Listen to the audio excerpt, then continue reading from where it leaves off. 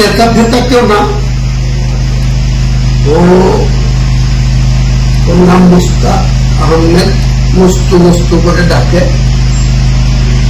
ওর কোনো পলিটিক্যাল ক্যারিয়ারও নেই, পার্সোনাল ক্যারিয়ারও নেই।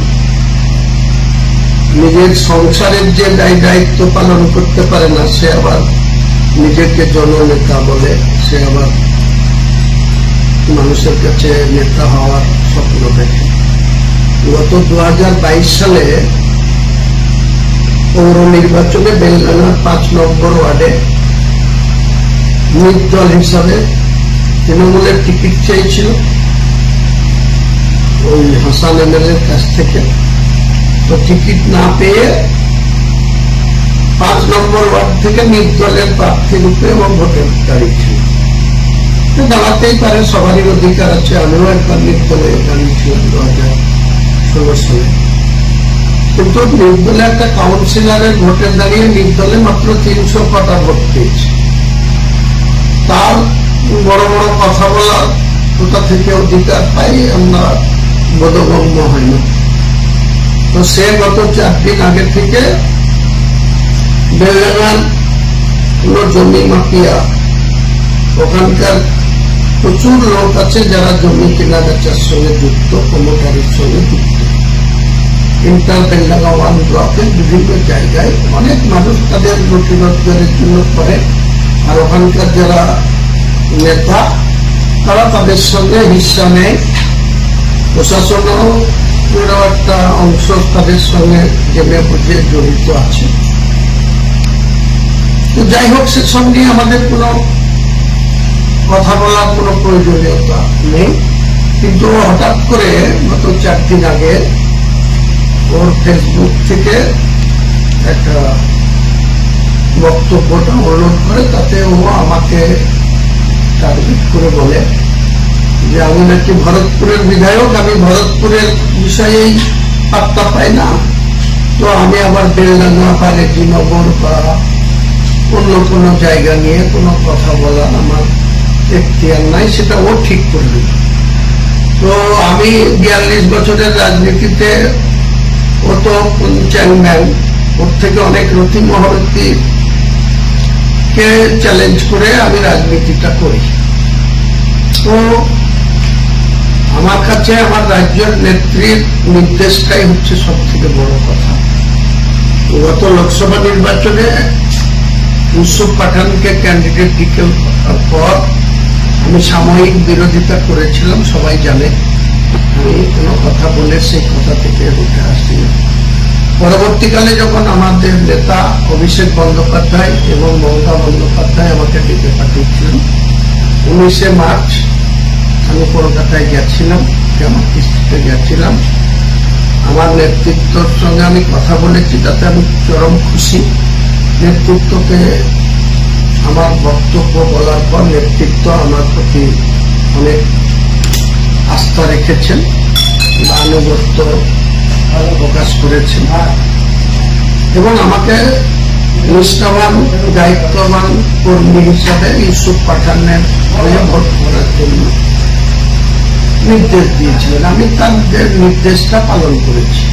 সেই নির্দেশ পালন করতে গিয়ে এখানকার যারা নেতা আছে এই জেলা, সেসব নেতাদের প্রচন্ড গায়ে জ্বালা ধরেছে। কারণ আমাকে মমতা বন্দ্যোপাধ্যায় স্বয়ং বলছেন যে ইউসুফ পাঠানকে জিতাতে হবে, তার দায়িত্ব তোমাকে দিলাম।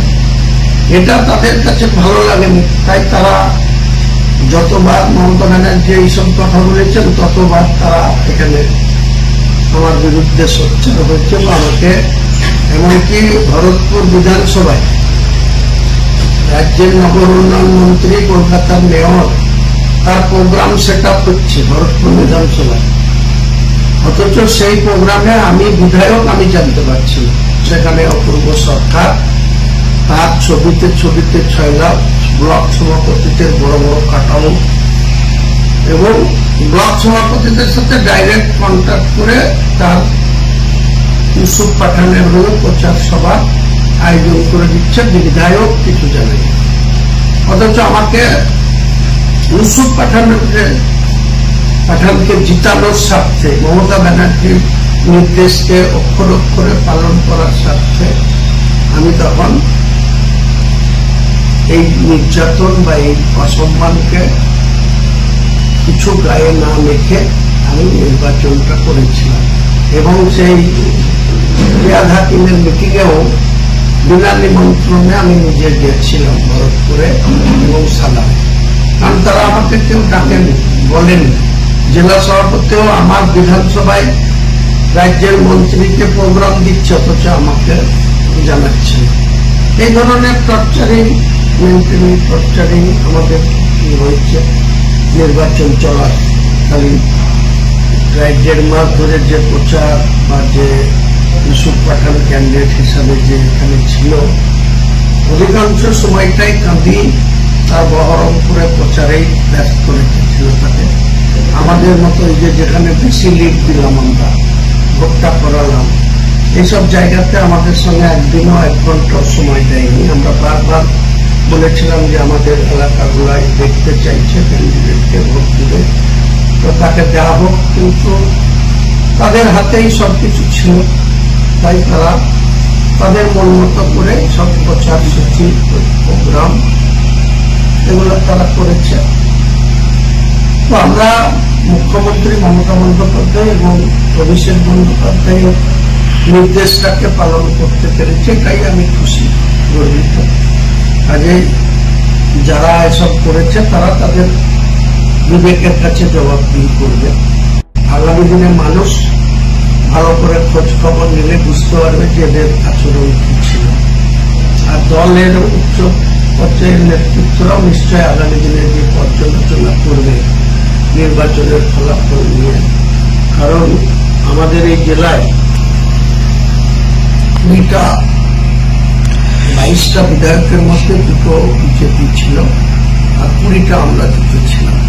সেই জায়গাতে আপনারা জানেন যে মুর্শিদাবাদ বিজেপি লিডে আছে, বহরমপুরটা কংগ্রেস লিডে আছে, লালগোলা, শামসেরগঞ্জ, ফারাক্কা কংগ্রেস লিডে আছে, আবার জমিপুর বিজেপি লিডে আছে, বড়ুয়া বিজেপি লিডে আছে, রানীনগর সিপিএম লিডে আছে। কাজেই আমাদের দিক থেকে আমরা 3টে পার্লামেন্টের আসন জিতেছি। আমরা যেমন গর্ব করে মমতা বন্দ্যোপাধ্যায়ের পায়ের নিচে এই 3 জন সাংসদকে পাঠাতে পেরেছি। পাশাপাশি আমাদের ভাবতে হবে, পর্যালোচনা করতে হবে যে আমাদের 20টা আর ওদের 22টা, সেই তো এইটাই 2টোর জায়গায় একটা তারা ধরে রেখেছে, একটা কংগ্রেস লিডে এসছে বহরমপুর। আর আমরা কেন 6টা জায়গায় পিছিয়ে পড়লাম? আমাদের আত্মপর্যালোচনা করা উচিত। দেখতে দেখতে আবার 2026 আসবে, তখন তো আমাদেরকে আবার এই জেলার 22টা আসন যাতে আমরা মমতা বন্দ্যোপাধ্যায়ের হাতে তুলে দিতে পারি, অভিষেক বন্দ্যোপাধ্যায়ের হাতকে শক্তিশালী করতে পারি, সেটা তো আমাদেরকেই দেখতে হবে। কিন্তু আমাদের জেলার কিছু নেতা আছে, তাদের কি ভাষায় বলবো বলতে মন চায় না, কিন্তু বলছি, এরা দলের পোর্টফোলিও ব্যবহার করে দলটাকেই ডুবাবার বা দলটাকেই কমজোরি করার চক্রান্তেরা লিপ্ত থাকে। কেন থাকে, কি কারণে থাকে, তারাই